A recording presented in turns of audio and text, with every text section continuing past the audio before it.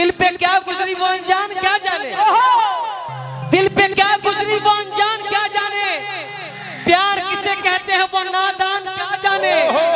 हवा के साथ उड़ गया घर इस परिंदे का, कैसे बना था घोंसला वो तूफान के। छोटे बाबा शायद आने वाले समय में फिल्म अभिनेता भी बन सकते हैं, लेकिन एक फिल्म मेरी 5 साल पहले रिलीज हुई थी, बहुत ही कम बजट की थी, लेकिन वो YouTube पे रिलीज हुआ, गंगा जैसन माई हमार। तो पाखी जी जरा आप जरा आइएगा जरा 1 सेकंड आप। पाखी जी का पाखी हेगड़े जी बोला है पाखी आवा न काखी। तनुश्री जी जरा आप भी आ जाइएगा, आपका भी वीडियो बड़ा देखे हैं हम। वाह पाखी आई है न झांकी। हाँ रउआ हम एक्सप्रेशन के बहुत फिदा है। आपका जो चेहरा है ना एक विशाल, दिल पे क्या गुजरी वो अनजान क्या जाने, दिल पे क्या गुजरी वो अनजान क्या जाने, प्यार किसे कहते हैं वो नादान क्या जाने।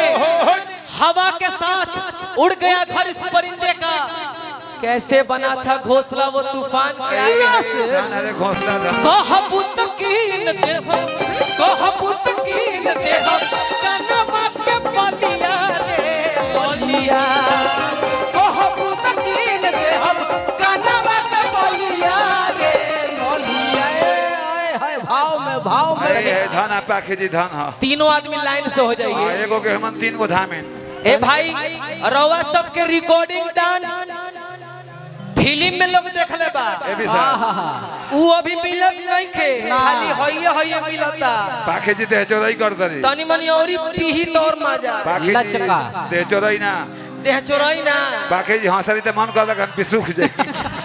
तब मिले आज अगलिया,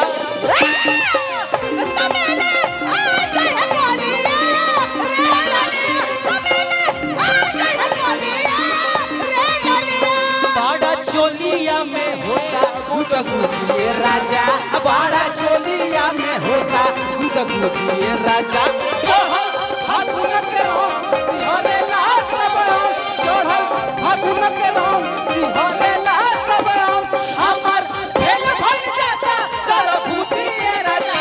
बड़ा चोलिया में होता गुदगुदिए राजा, बड़ा चोलिया में होता गुदगुदिए राजा। तमिले आज बोलिया रे गलिया, तमिले आज बोलिया रे गलिया।